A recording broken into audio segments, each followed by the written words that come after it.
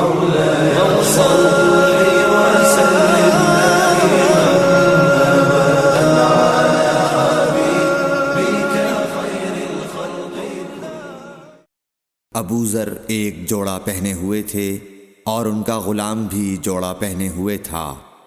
سبب دریافت کیا گیا تو کہنے لگے کہ میں نے ایک شخص یعنی غلام کو برا بھلا کہا تھا اور اس کی ماں کی غیرت دلائی یعنی گالی دی، تو رسول اللہ صلی اللہ علیہ وسلم نے یہ معلوم کر کے مجھ سے فرمایا، اے ابو ذر، تو نے اسے ماں کے نام سے غیرت دلائی ہے، بے شک تجھ میں ابھی کچھ زمانہ جاہلیت کا اثر باقی ہے. یاد رکھو ماتحت لوگ تمہارے بھائی ہیں.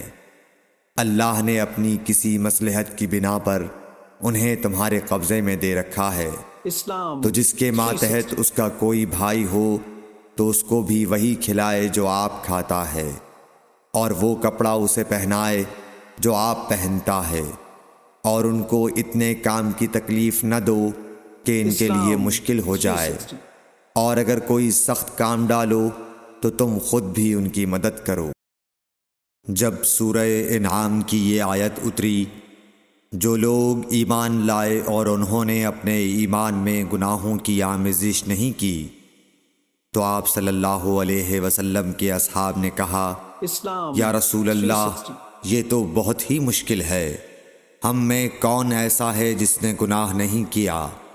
تب اللہ پاک نے سورہ لقمان کی یہ آیت اتاری کہ بے شک شرک بڑا ظلم ہے. رسول اللہ صلی اللہ علیہ وآلہ وسلم نے فرمایا، منافق کی علامتیں 3 ہیں: جب بات کرے جھوٹ بولے، جب وعدہ کرے اس کے خلاف کرے، اور جب اس کو امین بنایا جائے تو خیانت کرے.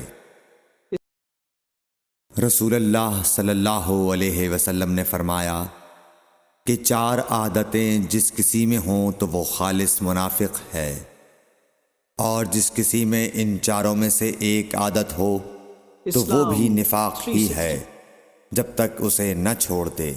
وہ یہ ہیں: جب اسے امین بنایا جائے تو امانت میں خیانت کرے، اور بات کرتے وقت جھوٹ بولے، اور جب کسی سے عہد کرے تو اسے پورا نہ کرے، اور جب کسی سے لڑے تو گالیوں پر اتر آئے.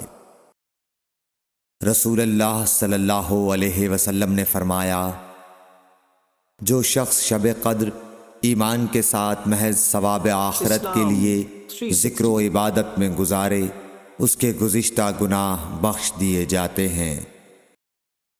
رسول اللہ صلی اللہ علیہ وسلم نے فرمایا، جو شخص اللہ کی راہ میں جہاد کے لیے نکلا، اللہ اس کا ضامن ہو گیا.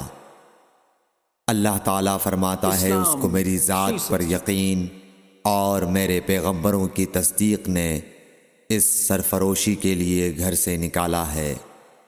میں اس بات کا ضامن ہوں کہ یا تو اس کو واپس کر دوں ثواب اور مال غنیمت کے ساتھ، یا شہید ہونے کے بعد جنت میں داخل کر دوں.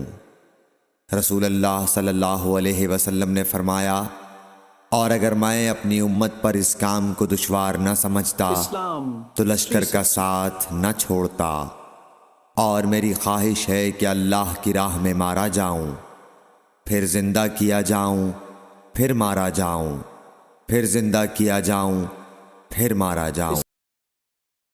حضرت صلی اللہ علیہ وسلم نے فرمایا، جو کوئی رمضان میں راتوں کو ایمان رکھ کر اور ثواب کے لیے عبادت کرے، اس کے اگلے گناہ بخش دیے جاتے ہیں. حضرت صلی اللہ علیہ وسلم نے فرمایا، جس نے رمضان کے روزے ایمان اور خالص نیت کے ساتھ رکھے، اس کے پچھلے گناہ بخش دیے گئے.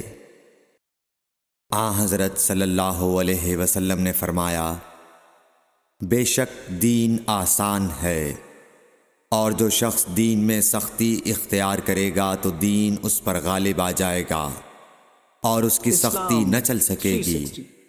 بس اس لیے اپنے عمل میں پختگی اختیار کرو، اور جہاں تک ممکن ہو میانہ روی برتو. اور خوش ہو جاؤ کہ اس طرز عمل سے تم کو دارین کے فوائد حاصل ہوں گے، 360 اور صبح اور دوپہر اور شام اور کسی قدر رات میں عبادت سے مدد حاصل کرو۔ نماز 5 وقتہ بھی مراد ہو سکتی ہے کہ پابندی سے ادا کرو۔ رسول اللہ صلی اللہ علیہ وسلم جب مدینہ تشریف لائے تو پہلے اپنی نانہال اترے جو انصار تھے، اور وہاں آپ نے 16 یا 17 ماہ بیت المقدس کی طرف منہ کر کے نماز پڑھی، 360 اور آپ کی خواہش تھی کہ آپ کا قبلہ بیت اللہ کی طرف ہو۔ جب بیت اللہ کی طرف نماز پڑھنے کا حکم ہو گیا تو سب سے پہلی نماز جو آپ نے بیت اللہ کی طرف پڑھی عصر کی نماز تھی۔ 360 وہاں آپ صلی اللہ علیہ وسلم کے ساتھ لوگوں نے بھی نماز پڑھی۔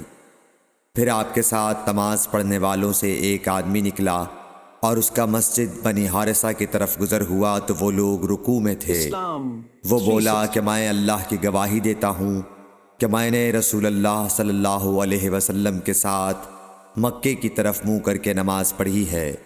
یہ سن کر وہ لوگ اسی حال میں بیت اللہ کی طرف گھوم گئے، اور جب رسول اللہ صلی اللہ علیہ وسلم بیت المقدس کی طرف منہ کر کے نماز پڑھا کرتے تھے، یہودی اور عیسائی خوش ہوتے تھے، مگر جب آپ نے بیت اللہ کی طرف منہ پھیر لیا تو انہیں یہ امر ناگوار ہوا۔ 360 زہیر ایک راوی کہتے ہیں کہ ہم سے ابو اسحاق نے برا سے یہ حدیث بھی نقل کی ہے کہ قبلہ کی تبدیلی سے پہلے کچھ مسلمان انتقال کر چکے تھے، تو ہمیں یہ معلوم نہ ہو سکا کہ ان کی نمازوں کے بارے میں کیا کہیں۔